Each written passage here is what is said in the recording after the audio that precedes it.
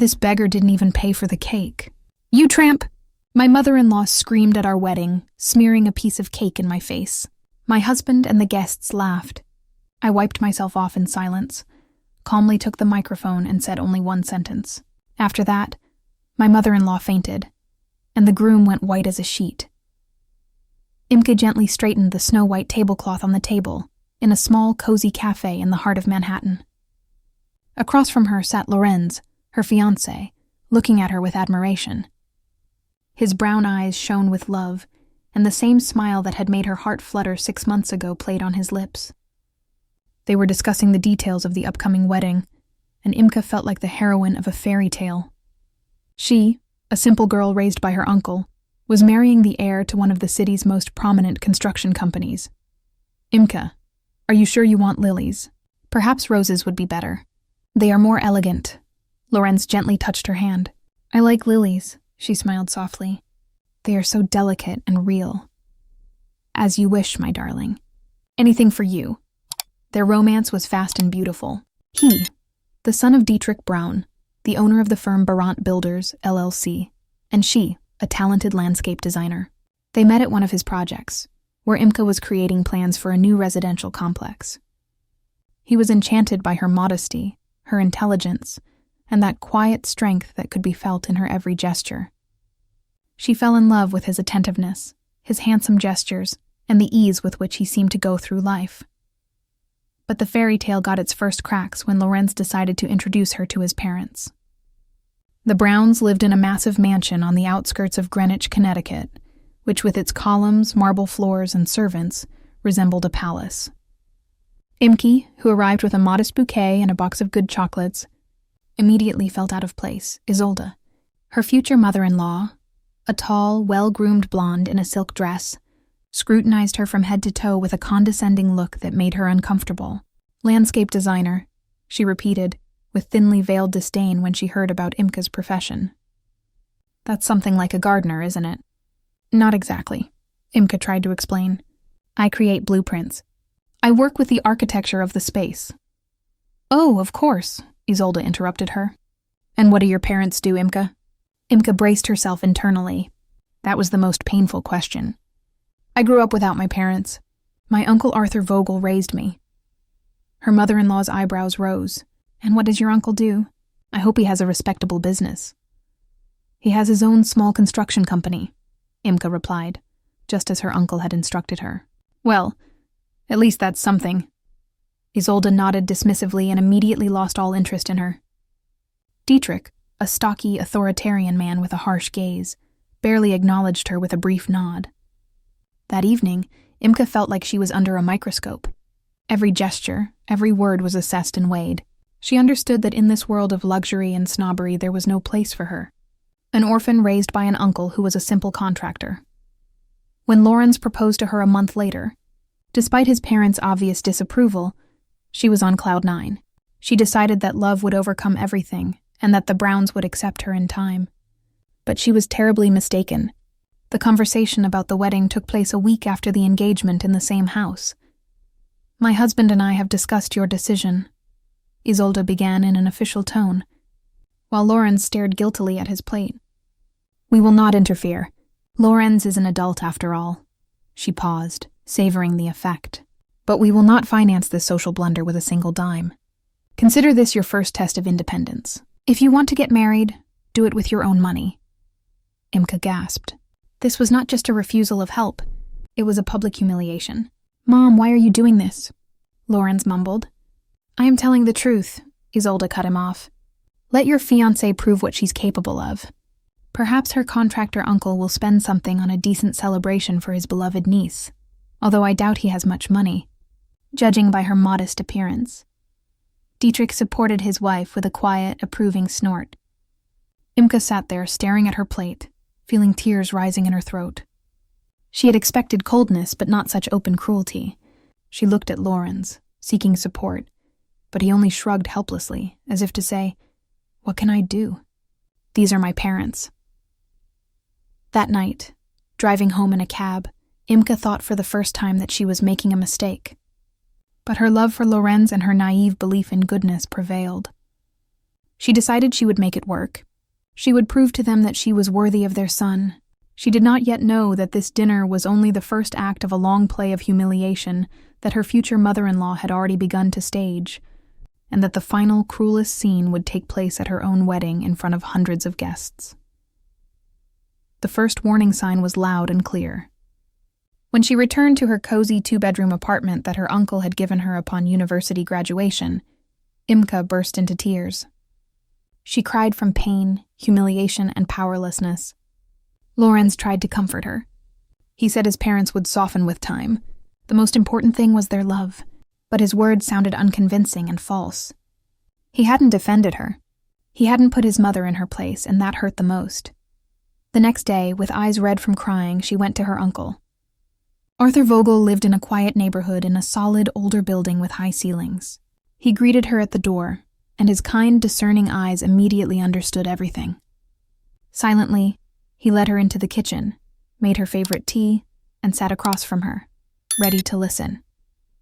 Imke told him everything: the cold reception, Isolde's barbs, the humiliating refusal to help with the wedding.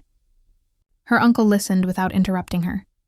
Only his lips grew tighter, and his eyes took on a steel sheen. When she finished, he took her hand. "Imke, my niece, did you really think I would let some parvenus hurt you?" "Uncle Arthur, they consider me a nobody, an orphan." "That is what they think," he replied calmly. "Now listen to me carefully. You will have a wedding, and it will be one that all of New York will talk about. The best venue, the best musicians, the most beautiful dress. I will pay for everything. But they will ask where we got the money. They will think we went into debt. They will despise us even more." "That's the funny part." A cunning gleam flashed in her uncle's eyes. "We won't tell them anything. To all questions, you answer that it's a gift from me, and you introduce me, as always, as the owner of a small construction company, Arthur Vogel Construction Projects. Let them think whatever they want. You will see them whistle when the time comes." Imke didn't fully understand his plan, but she completely trusted her uncle. He had replaced her father and mother and always knew what was best. His calm and confidence transferred to her. "Hold on, niece," he said during their rare meetings. "Soon the masks will fall. The important thing is that you act with dignity. You are the lady of this celebration, and remember, you have no fault before them." The preparations for the wedding began, and they were preparations for an event of royal scale. The uncle hired the city's best wedding agency.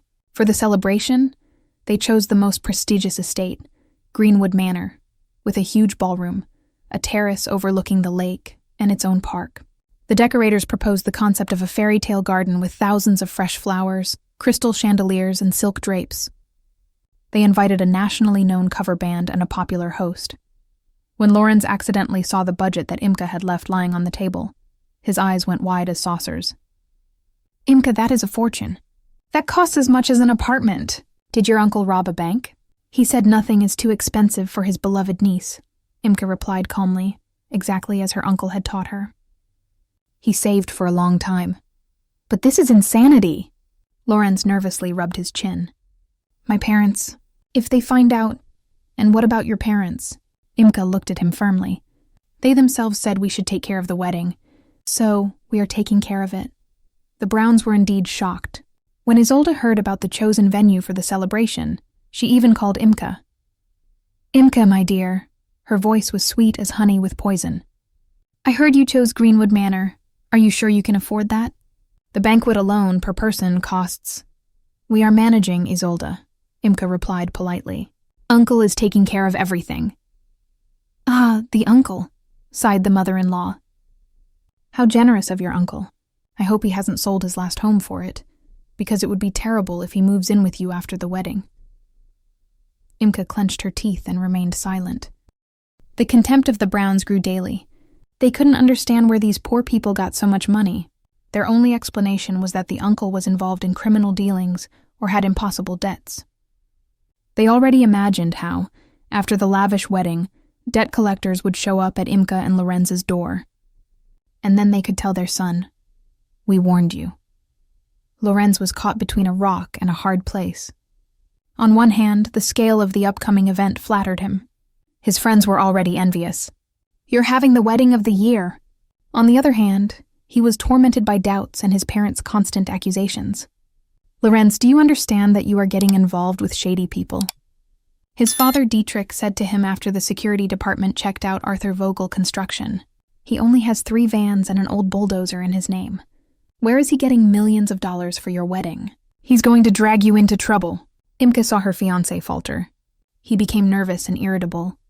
More and more often, he tried to persuade her to be more modest. Imke, why do we need a $5,000 fireworks display? Let's spend that money on something else. That money, she interrupted him, will save so you can give it to your mother for new shoes later. No, Lorenz, there will be fireworks, and everything else too. My uncle wants it that way. She played her role, though she felt sick inside. The relationship, which had barely begun, was already being severely tested, and Lorenz was failing the test.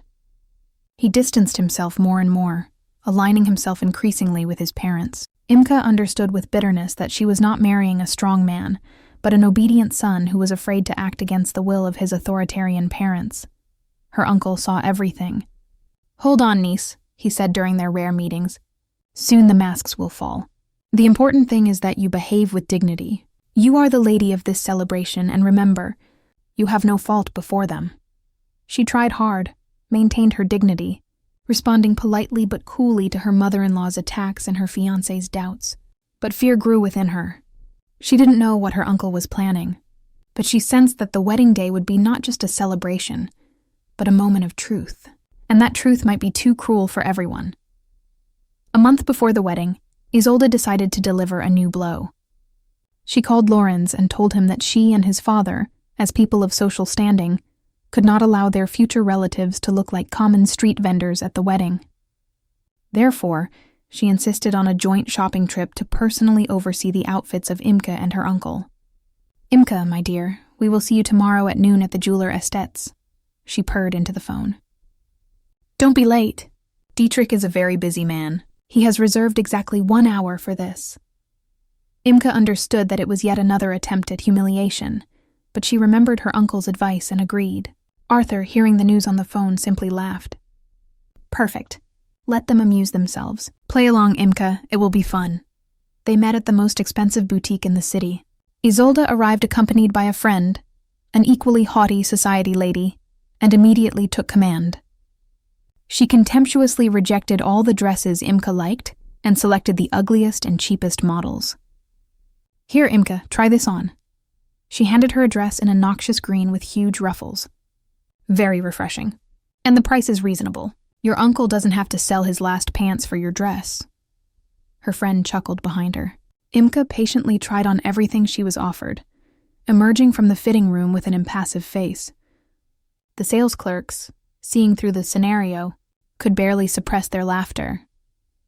When this painful spectacle was finally over, and Isolde, satisfied that she had sufficiently humiliated the future bride, was about to leave, Imke's uncle entered. He was dressed simply but elegantly, a cashmere coat, expensive shoes. Good afternoon, he said, nodding to Isolde. Excuse the delay, I was busy. Imke, have you selected something? Not yet, Uncle Arthur. Isolde is kindly helping me, Imke answered calmly.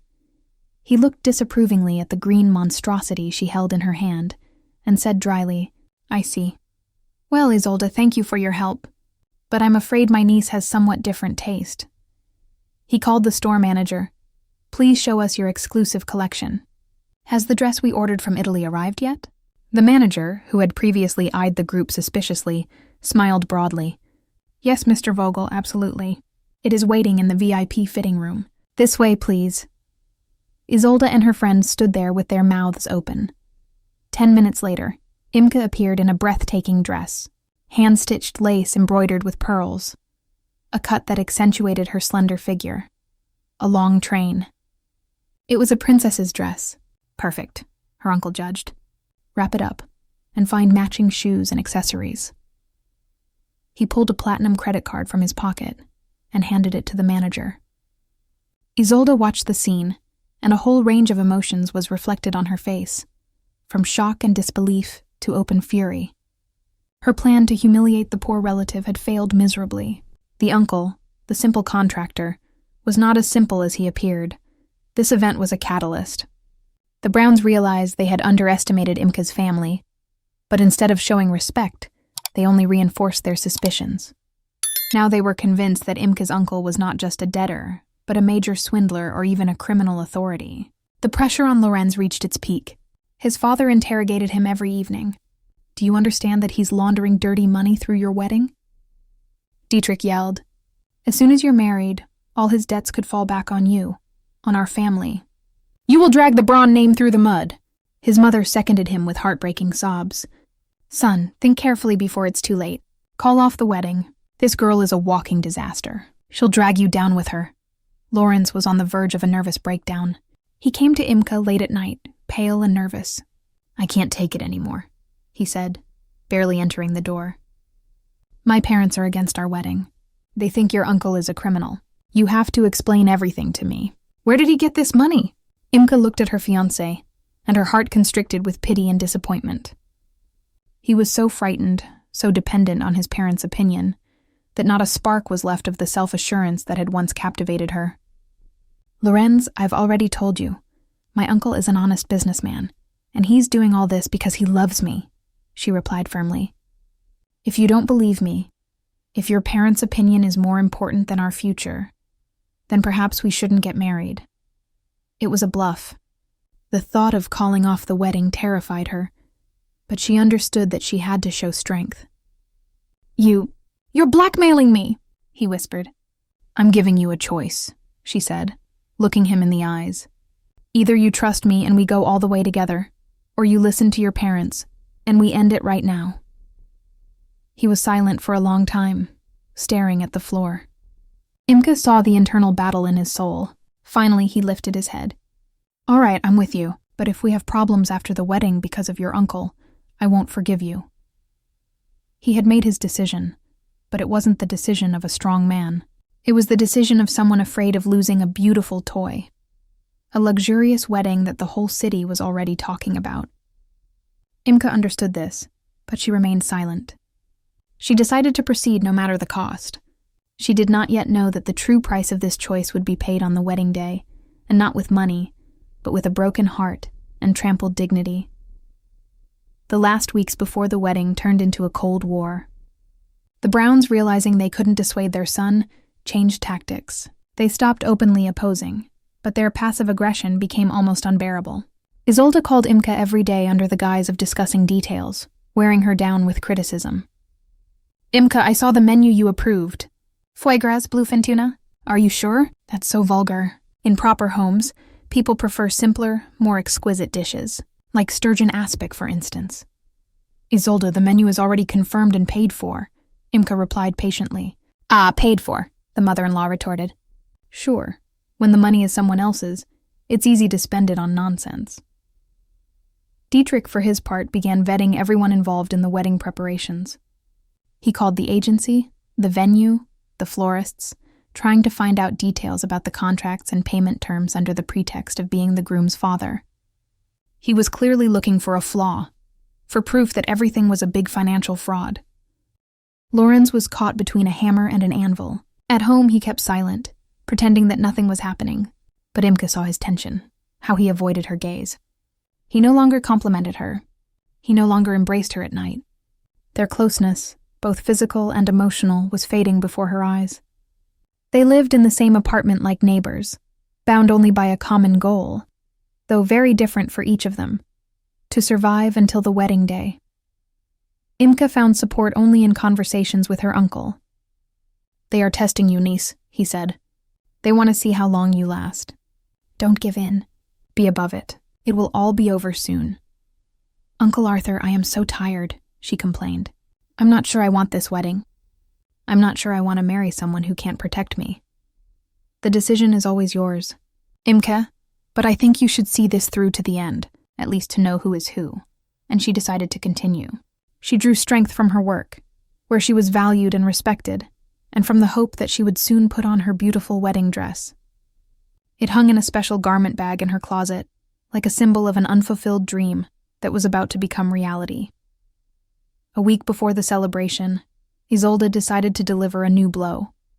She called Lorenz and told him that as the groom's parents, they had to give the bride a traditional gift, a piece of jewelry. And of course, they had to choose it together. Imke, we'll see you tomorrow at noon at the Estet Jewelers store. She purred into the phone. Don't be late. Dietrich is a very busy man. He has reserved exactly 1 hour for this. Imke understood that it was yet another trap. After the incident with the dress, she knew what to expect. But to refuse meant giving them a new reason to accuse her of disrespect. She agreed, mentally preparing herself for a new round of humiliation. Estet Jewelers was the most expensive and pompous store in the city. Imke arrived a little early. The Browns appeared exactly at noon with the air of royalty descending upon mere mortals. Well, show us what you like, Isolde said to Imke from the doorway, but looked at the salesperson. Imke was bewildered. She didn't know what to answer. I haven't chosen anything. I thought it was your gift. The gift is from us, of course, but we want you to like it. Her mother-in-law smiled falsely. So choose. But she lowered her voice to a conspiratorial whisper. Just keep in mind our budget is limited. We can't spend a fortune on you. It was a blatant lie. The Browns could buy the entire store without batting an eye. Imke, striving to maintain her composure, stepped toward one of the display cases. A delicate white gold necklace with small sapphires caught her eye. This is very beautiful, she said softly. Isolde stepped up, glanced briefly at the necklace, and immediately wrinkled her nose. Sapphires, my dear, that's a stone for older women. You need something simpler, something that fits your status. With an imperious gesture, she called the consultant. Miss, show us something affordable for a young bride. Do you have anything with cubic zirconia? The young consultant blushed with embarrassment. She obviously understood what was happening. We have a lovely collection with semi-precious stones. Exactly. Bring them, Isolde interrupted with a wave of her hand. The next 30 minutes were an ordeal. The mother-in-law forced Imke to try on the cheapest and tackiest jewelry pieces, huge earrings with amethysts, thin chains with cubic zirconia, rings that looked like children's jewelry. Dietrich stood aside, arms crossed over his chest, watching the spectacle with obvious pleasure. Look how pretty, Isolde exclaimed when Imke put on another one of those monstrosities. Simple and tasteful, and most importantly, affordable. Just right for you. Imke silently looked at her reflection. She saw no jewelry. She saw the stigma the Browns were trying to impose on her. Cheap, vulgar, inferior. When her patience ran out, she took off another pair of earrings and said calmly, Thank you, Isolde, for your concern, but I won't be wearing any of this. What? You won't wear it? The mother-in-law fumed. I'm making an effort for you, wasting my time. I appreciate that, but I have family jewelry. I'll wear that. What family jewelry? Isolde sneered contemptuously. Your grandmother's silver rings? Something like that, Imke replied calmly. Excuse me, but I have to go. I have a meeting with the decorator. She turned and headed for the exit, leaving the completely dumbfounded Browns behind. She felt their hateful stares on her back, but she did not turn around. When she stepped out onto the street, she took a deep breath. Her hands were shaking. She knew she had just burned the last bridges. Now they didn't just dislike her. They hated her. That evening, as expected, Lorenz showed up. What do you think you're doing? He yelled, pacing the room. You humiliated my parents. They wanted to give you a gift, and you acted like a spoiled brat. I humiliated them? Imke countered calmly. She was sitting in an armchair, looking at him as if seeing him for the first time. Lorenz, your mother forced me to try on trash for half an hour, publicly demonstrating that I deserve nothing better. And you call that a gift? She just wanted to help you choose. She has good taste. She doesn't have good taste. She has the desire to trample me underfoot. And your father enjoyed the spectacle, and you didn't even try to defend me. You believed them again, not me. He stopped, looking at her desperately. Imke, what do you want from me? They are my parents. I can't go against them. You could, she said quietly, if you loved me. But apparently, you don't. You love their approval, their money, this comfortable world they created for you, and I don't fit into that world. That's not true. He came closer, knelt before her chair, and took her hands. I love you, really. I love you. Just hold on a little longer. Everything will change after the wedding. They'll get used to you. They'll see what a wonderful woman you are. And everything will be fine." He looked at her with pleading eyes, and for a moment, her heart wavered. But then she remembered his mother's scornful smile, his father's cold stare, his own laughter during the humiliating toast, and she understood. Nothing will change. It will only get worse. They will never accept her, and he will never stand by her side. She gently pulled her hands away. "All right, Lorenz, I'll hold on. There are 3 days left until the wedding." He interpreted that as consent, and breathed a sigh of relief. He didn't understand that it wasn't a promise but a verdict. She would hold on until the wedding, and at the wedding, she would draw a line once and for all. The wedding day greeted New York with bright sunshine, a rarity for a September in the city. Imke woke up with a strange feeling of almost ringing silence, of calm. She had spent the night alone in the city's best hotel suite, which her uncle had rented for her. Lorenz was supposed to pick her up from the hotel in the morning, a tradition his mother had hastily invented. Stylists and makeup artists worked on her for hours. When Imke looked in the mirror, she saw an unknown but beautiful woman. Perfect hairstyle, flawless makeup, and that enchanting dress that fit like a second skin. She was ready, not for a celebration but for a battle. Lorenz arrived to pick her up, stepping into the room with a huge bouquet of white roses, and froze at the door, overwhelmed by her beauty. "Imke, you are incredible," he whispered. A moment of sincere admiration flashed in his eyes, and Imke's heart trembled for a split second. But she immediately remembered everything that had happened, and her gaze returned to coldness. The ceremony at the Greenwood Estate Country Club was truly regal. About 200 guests were present. Everything was draped in flowers and crystal. Music, exquisite food, impeccable service. The Browns arrived as one of the first, and immediately began behaving as if they were the organizers and main sponsors of the celebration. Isolde, in an expensive, flashy gown that, in her opinion, made her the star of the evening, walked from table to table, accepting congratulations and compliments. Dietrich held important conversations with his business partners whom he had invited without asking the young couple. Uncle Arthur stayed in the background. He sat at a table with some of his friends, modestly dressed but very confident, smiling as he watched the proceedings. He only approached Imke once, when she was standing on the terrace, breathing the fresh country air. "Ready, niece?" he asked quietly. "Ready," she nodded.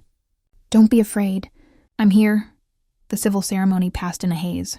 Imke spoke the wedding vows mechanically, looking not at Lorenz but through him. She felt like an actress in a well-rehearsed play whose ending was already decided. The banquet began with toasts. The first was, of course, from Dietrich. He spoke long and pompously about family values, the Braun dynasty, and how important it is to make the right choices in life. There was not a single warm word for Imke in his speech, only hints that his son was doing her a great honor by taking her as his wife. Then came congratulations from friends and colleagues. Imke smiled, accepted gifts, but felt detached from this joy. She waited. She knew the mother-in-law's main gift was yet to come. And it came. When the huge multi-tiered wedding cake, a true masterpiece of pastry art, was brought in, the host handed the microphone to Isolde for the final toast before dessert. She stood up, gracefully adjusted her diamond necklace, and let her gaze sweep across the hall, enjoying the attention. Lorenz immediately took out his cell phone to record his mother's triumph on video. "Dear guests," she began in a clear, well-modulated voice. "Today we all have a great celebration. My son, my pride, has finally started his family." She paused and looked directly at Imke. Life is a strange thing. Sometimes it brings people from completely different worlds together. People who seemingly have nothing in common. Neither education, nor social standing, nor financial status. But as they say, love is blind. And today we see the result of this unexpected love. A suppressed giggle went through the hall. Imke sat with a straight back, looking at her mother-in-law. "I want to wish our Imke," Isolde continued, her voice dripping with venom, "a lot of patience. She will have a lot to learn. Learn to be worthy of the Braun name. Learn to be grateful for the chance that was given to her. Because not every girl from humble beginnings wins such a lucky lottery." She raised her glass. "So, let's toast to this win not going to her head." "To Imke! Bitter! Bitter!" the guests cried out in confusion. Lorenz laughed and leaned in to kiss Imke. but she recoiled. The host, trying to ease the tension, announced loudly, "And now the wedding cake. Bride and groom, your first joint cut." A knife with a silver handle was handed to them. Lorenz took Imke's hand, and together they made the cut. The first slice was traditionally for the parents, but Isolde decisively pushed the plate offered to her aside. "No, no," she said loudly so that everyone could hear her. "The bride should eat the first piece. She is the hungriest today."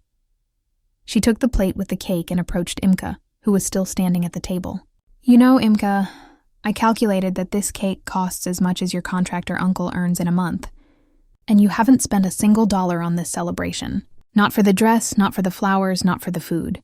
You're here like a queen at the expense of others, so it's not fair for you to stay hungry." "This pauper hasn't even paid for the cake," Isolde suddenly screamed, her face contorting with rage. "Eat it, you vagabond." With these words, she took a piece of cake with her hand and forcibly shoved it into Imke's face. Silence fell over the hall. All that could be heard was the sticky cream dripping from Imke's hair and dress onto the floor, and in that silence a laugh was clearly audible. It was Lorenz, her husband, who was laughing out loud with his cell phone in his hand, filming his wife's humiliation. His friends joined in the laughter. Imke stood motionless. She did not cry. She simply looked at her husband, his laughing face. And at that moment, all the love that still glowed in her soul died. Finally and forever. For a moment, the world shrank for Imke to a single point. The screen of Lorenz's cell phone, on which she saw her reflection, a bewildered face smeared with cake on her cheek. A pink marzipan rose, drops of cream on her eyelashes, and behind that reflection, laughter. The laughter of her husband, his friends, the sneering, and the triumphant smile of her mother-in-law. Time seemed to slow down, becoming a thick, sticky mass. She didn't remember how she turned around and left the hall. She walked as if in a dream, not noticing the stunned faces of the guests, not hearing the embarrassed murmur of the host trying to save the situation. She just walked, leaving sticky cream stains on the expensive carpet. She searched with her eyes for the sign "Bridal Suite," a small room intended for the newlyweds to refresh their makeup or change clothes. She stepped in, locked the door, and only then allowed herself to breathe. She leaned her back against the cold door and slowly slid to the floor. There were no tears, only a dull, deafening, paralyzing shock. She sat on the floor among scattered gift boxes, staring into space. Her mind was an absolute blank, as if someone had pressed a button and shut off all her feelings, thoughts, and emotions. She sat like that for probably 10 minutes. Then she slowly stood up and approached a large mirror with a gilded frame. A monster looked back at her from the mirror, a ruined dress that cost a fortune, smeared cake on her face mixed with expensive makeup, and eyes. Empty, lifeless eyes of a person who had just been stripped of everything: love, hope, dignity. Mechanically, she took a napkin and tried to wipe her face, but the cream only smeared more, leaving greasy pink stains. She looked at her hands. They were also covered with sticky cream. She felt a wave of nausea, and then it burst out of her. It wasn't crying. It was a convulsive, silent scream that came from the depths of her soul. She writhed, choking on a pain that was not physical, but much, much more terrible: the pain of betrayal. He hadn't just failed to protect her. He had enjoyed her humiliation. He had laughed. That laughter would now forever echo in her ears. She writhed in silent hysteria, unable to stop. Her whole life, all her dreams of a happy family with this man, were shattered in an instant. She remembered his beautiful words of love, his tender touches, his promise to always be by her side. All of it was a lie, a fake, a backdrop behind which hid a cowardly, weak puppet, completely subservient to his cruel and authoritarian mother. She wept over her naivete. How could she have been so blind? How could she have failed to see the obvious, all those signs, all those humiliations, which she attributed to her mother-in-law's difficult character and Lorenz's softness? She herself had allowed them to take the situation this far. She herself had given them a weapon against her with her patience and forgiveness. Someone knocked softly on the door. "Imke, my child, open up." "It's me," her uncle's voice said. She didn't want to see anyone. She wanted to be left alone. "Go away," she whispered with difficulty. "Imke, please open up. We need to talk." Reluctantly, she got up from the floor, went to the door, and turned the key.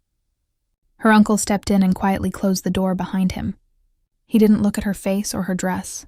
He looked directly into her eyes. "Have you cried enough now?" he asked quietly. She nodded silently. "Now wash your face and listen to me carefully." He spoke calmly, but there was such force in his voice that Imke involuntarily obeyed. She went into a small bathroom next to the vanity, turned on the water, and thoroughly washed away the remnants of the cake in her humiliation. The cold water brought her back to her senses a little. When she returned, her uncle was sitting in an armchair. He was still looking at her calmly. "And what happens now?" she asked, her voice sounding muffled and lifeless. "Now," he said, emphasizing every word. "You will return to that hall and end this evening, but on your own terms." "You must. I can't," she whispered. "I can't see them." "You can," he answered firmly. "Not only can you, but you must. For yourself, for your parents whom they humiliated through you, for me." He stood up and stepped toward her. "Imke, I didn't raise you to let yourself be trampled underfoot. Your parents were wonderful, strong, and proud people, and you are their daughter. Their blood flows in you, and mine, and the Vogels never give up." He paused, and then added, "They think they've won, that they've broken you. They expect you to run away crying now so they can celebrate their victory. Don't give them that pleasure." His words, his calm, and his confidence began to take effect. The shock gave way, and another feeling took its place. Cold, sharp, like a sliver of ice. It was rage. "What should I do?" she asked, and there was no weakness in her voice. "Just be yourself," he said. He smiled. "And I will be by your side." He pulled a spotless white handkerchief from his pocket. "Wipe away the tears.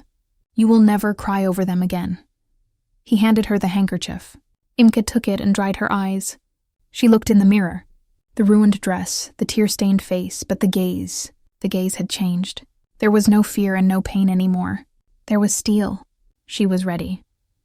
Imke looked at herself, and a cold fire burned in the depths of her pupils.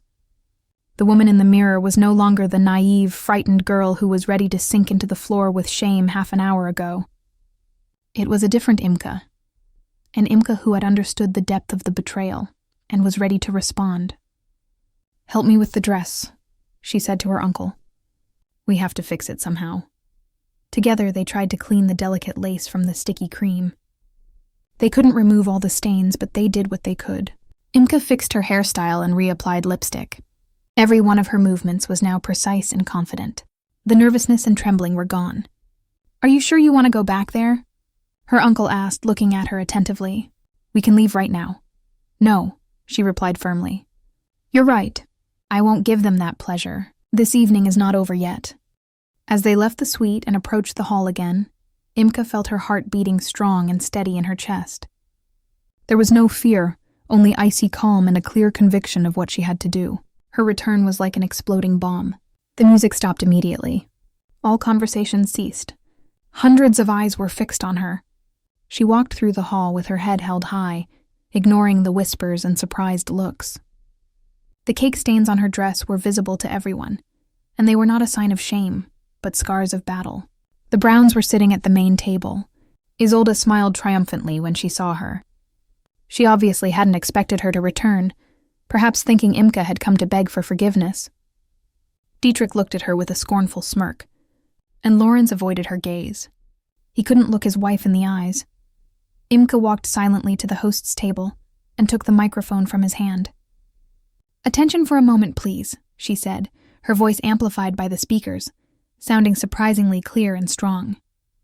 The host looked at her confusedly, then at her uncle, who stood behind her like a silent guard, and decided not to intervene.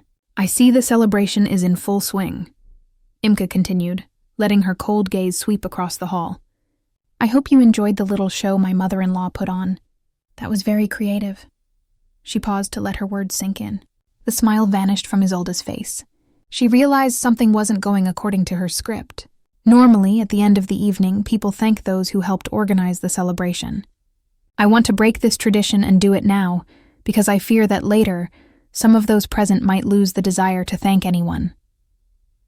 She turned to the Browns' table. I want to thank Dietrich and Isolde for their invaluable moral support and for making their stance clear from the start by not spending a single dollar on our wedding. Very illustrative. Dietrich turned red. Isolde clawed at the tablecloth. I also want to thank my husband. She spoke the word with barely noticeable irony. Thank you, Lorenz, for your protection and support. I will never forget your laughter when your mother threw cake in my face. That was the most valuable wedding gift. Lorenz sank into his chair. He was as pale as a ghost. His friends, who had been laughing with him moments ago, were now staring at their plates. Imke turned her gaze to her uncle, and for the first time that evening, her voice became warm. I want to thank the only person who is truly close to me, the person who replaced my parents, who raised me, and who did everything for me to have this celebration today. She stepped toward her uncle and embraced him. Thank you, Uncle Arthur, for everything, for your love, your support, and for this beautiful wedding. She broke away from him and took the microphone again. She looked Dietrich directly in the eyes, who looked like he was about to burst with rage. You know, Dietrich, my uncle is a very modest person. He asked me to introduce him as the owner of a small construction company called Arthur Vogel Construction Projects. And that's true. He runs that company for the soul, so to speak. She paused again, enjoying the complete silence in the hall. All the guests waited with bated breath for what would follow. But today I think I can break that modesty, because I want everyone to know what a wonderful uncle I have, and I want my new relatives, she looked back at the Browns, to understand that too. She took a deep breath, gathering strength for the final blow. She saw the fear in Lorenz's eyes, the rage in his father's, and the confusion on his mother's face. They still didn't understand what was happening, but they could already feel the ground giving way beneath their feet. Imke clutched the microphone tighter. Her voice was absolutely calm, but this quiet composure was more terrifying than any scream. She looked at the Braun family, and in her gaze, there was no hatred or resentment, only a cold, distant contempt, like one feels for insects under glass. So, she continued, and every word fell like a heavy drop in the echoing silence of the hall. I want to extend my thanks not only to my Uncle Arthur Vogel, but also to his entire team, the team of the giant media and investment holding, Horizon Media Group, of which he is the owner and founder. She spoke the name of the holding slowly and emphatically. The first reaction in the hall was confusion. Most of the guests didn't understand what she was talking about. But Imke saw Dietrich's face change.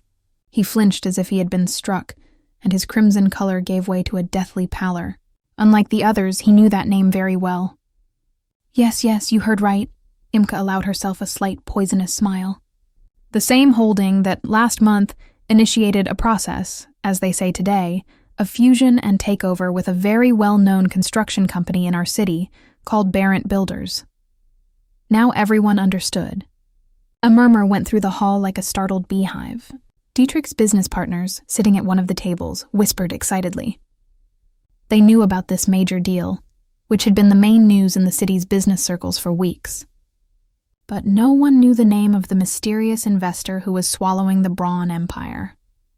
I only recently learned about this pleasant coincidence, Imke continued, without taking her eyes off her petrified father-in-law's face, and I sincerely hope that our connection today will contribute, so to speak, to a future, productive, and above all, honest cooperation between our families. After all, we are now one big united family, aren't we? She let her gaze sweep across the Browns' table. Dietrich sat there clutching the armrests of the chair, breathing heavily. He wasn't looking at Imke, but at her uncle, who stood motionless behind her. In that look was horror, the horror of a businessman who had just made the most fatal mistake of his life.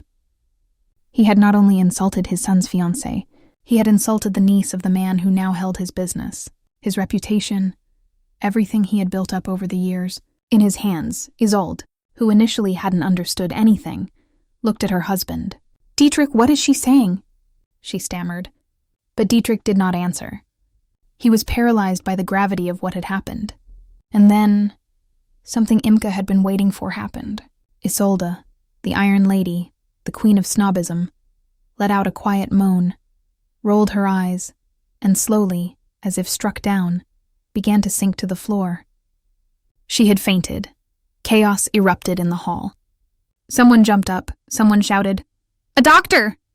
Lorenz, who had been frozen until then, finally reacted and rushed to his mother. Mom, what's wrong with you? Imke continued to stand with the microphone in her hand, watching the scene with cold composure.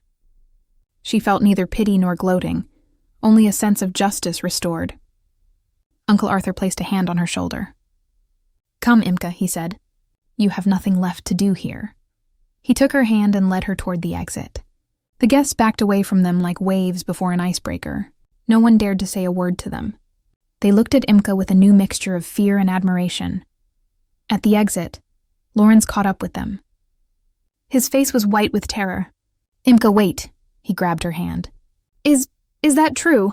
Your uncle, Imke slowly freed her hand. "Yes, Lorenz, it's true. But why didn't you say anything? And would you have believed me?" She looked him in the eyes and he avoided her gaze. "Would you have believed a pauper and a fraud? Or your mom and dad?" He didn't know what to answer. "Imke, forgive me," he murmured. "I didn't know. Now you do," she answered firmly. "And you know what, Lorenz? I want to thank you too." "For what?" He didn't understand. "For showing me your true face and that of your family today. You saved me years of my life that I could have spent on illusions. Thank you, and goodbye forever." She turned and walked toward the exit, where her uncle was already waiting with her coat over his arm. Lorenz remained standing in the middle of the hall while people fussed around his mother. She was already coming to and was now crying loudly. He watched Imke walk away and understood, it seemed for the first time in his life, what he had lost. And it wasn't about her uncle's money. He had lost the woman who truly could have loved him. He himself, with his own hands, with his laughter, with his betrayal, had destroyed that love. His decisive answer came too late, forever. Imke and her uncle stepped out of the country club into the cool September night. She breathed deeply the fresh air, and it seemed to her that she hadn't truly breathed for many months. Her uncle silently placed the coat over her shoulders and opened the door of his black corporate sedan, which was waiting at the entrance. They drove through the nightly city in complete silence. Imke looked at the passing lights, trying to grasp everything that had happened. The wedding, which should have been the happiest day of her life, turned into a battlefield from which she emerged victorious. But this victory was bitter. "How are you doing?" her uncle finally asked without taking his eyes off the road. "I don't know," she answered honestly. "It will pass," he said. "The main thing is, you got out of that swamp. They would have devoured you, Imke, sooner or later." "I loved him, Uncle Arthur." "I know, but love must never be humiliation." They arrived at his house. "You'll stay with me for now," he said. "Don't go back to your apartment. You don't know what they're capable of when they're at the edge of the abyss." "Do you think they will take revenge?" "I think they will try to get everything back," her uncle smiled. "Dietrich is panicking. His business, his life's work, now depends on the decision of a man whose family he just dragged through the mud. He'll be crawling on his knees to keep me from blowing up the deal." "And will you blow it up?" "We'll see," her uncle answered evasively. "That depends on his behavior and your decision." The next day, as her uncle predicted, the calls began. The first was from Dietrich. He spoke with Arthur. Imke was in the next room and overheard fragments of the conversation. Her uncle spoke calmly and coldly, barely letting his interlocutor get a word in. The conversation ended with her uncle saying, "All questions go to my niece. She was insulted. She will decide what we do." Then Lorenz called. He called Imke. Her hands trembled as she picked up the phone. "Imke, I beg you. Let's meet." His voice was full of despair. "I need to talk to you. Dad is losing it. Mom is on tranquilizers. Everything is falling apart." "Everything has already fallen apart, Lorenz," she replied calmly. "I understand everything. I was an idiot, but I love you. Give me a chance to make it right." "Make it right?" Imke smiled bitterly. "And what do you want to make right? Take back your laughter? Erase the image of your mother with the cake in her hand from my memory? That's impossible, Lorenz. I'm filing for divorce." She hung up without letting him answer. She knew that if she continued the conversation, he would appeal to her pity again, and she might become weak. And she never wanted to be weak again. The divorce was finalized in record time. The Browns dared not object. They didn't even appear in court, sending their lawyers instead. Imke took back her maiden name, Vogel, and it was like a breath of fresh air. She was herself again. Dietrich tried to meet with her several times. He sent expensive gifts through lawyers, offered money. Imke sent everything back. She didn't need his charity. She only wanted one thing, for them to disappear from her life forever. The corporate merger finally took place. Her uncle decided not to destroy the Braun business entirely. He's a good builder, he explained to Imke. Just a rotten person. Let him work, but now he'll work for us and know his place. Dietrich lost his majority stake and became a mere salaried manager in his own former company. For him, that was worse than bankruptcy. Isolde, having lost the status of the owner's wife, no longer appeared in society. Rumor had it that she retreated into herself and rarely left her huge but now empty house. The conflict was resolved. Justice, as her uncle understood it, had prevailed. The Brauns were not punished with prison and ruin, but with what they feared most, the loss of status and power. They got what they deserved. Imke won freedom. She left that toxic, humiliating relationship, paid a high price, but preserved the most important thing, herself. She was no longer the bride from a simple family. She was Imke Vogel, and her future was her own. A year passed. Imke's life changed radically. On her uncle's advice, she completed specialization courses in Milan and was now heading a new department in his holding, elite landscape design for major corporate clients. She worked a lot, traveled, met interesting people. There was no trace left of the shy, insecure girl she once was. She had become an elegant, confident young woman who knew exactly what she wanted from life. She sold the apartment her uncle had once given her and bought a spacious apartment with panoramic windows in the city center of Manhattan. She designed her new home herself, reflecting her inner world. Bright, free, full of air and greenery. She barely remembered the Brauns. Sometimes echoes from their lives reached her. Dietrich continued to work at the company under her uncle's management. It was said that he had visibly aged, transforming from the feared lord of the city into a quiet administrative employee. Lorenz didn't last long at his father's company after the divorce. He couldn't bear the colleagues' sneering glances and quit. Rumor had it that he moved to Miami, tried to start his own business, but apparently without success. One day, while sitting in a Soho cafe with a friend, Imke coincidentally saw Isolde in a fashion magazine. She was pictured in the Society Chronicle at a photo from a charity auction. Isolde looked aged. A mask of sad politeness was on her face, and in her eyes was the same emptiness Imke had seen in her own home. The caption read, "Isolde Braun, well-known socialite, continues the work of her late husband." Imke was surprised to learn that Dietrich had died of a heart attack 3 months earlier. She felt nothing, no pity, no gloating. That man was part of a past she had left behind. Everything was going well in her private life, too. She had started dating an architect from the neighboring department. He was her age, intelligent, talented, with a great sense of humor, and most importantly, he saw her as a person, valued her opinion, and respected her work. He knew nothing of her past, and she was in no hurry to tell him. She wanted to build a new relationship on a blank slate. One evening, as they were walking along the waterfront in Brooklyn, he stopped, took her hands, and looking into her eyes, said, "Imke, I want you to know, I have never met a woman like you. You are completely strong and yet gentle. I love you." She looked at him, and tears of happiness ran down her cheeks. She understood that she had walked her path. She had emerged from the fire of humiliation and betrayal, not broken, but on the contrary, strengthened. She remembered that terrible day, her ruined wedding, and understood that she was grateful to it. Grateful because it had shown her what love should not be. Grateful because it had made her find strengths within herself that she hadn't even known she possessed.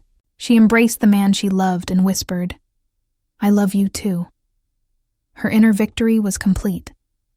She had not only regained freedom and independence, but also found a new, true love built on equality and respect. She understood that her happiness never depended on status or money. It had always been within her, in her strength, her dignity, her ability to remain true to herself, no matter what.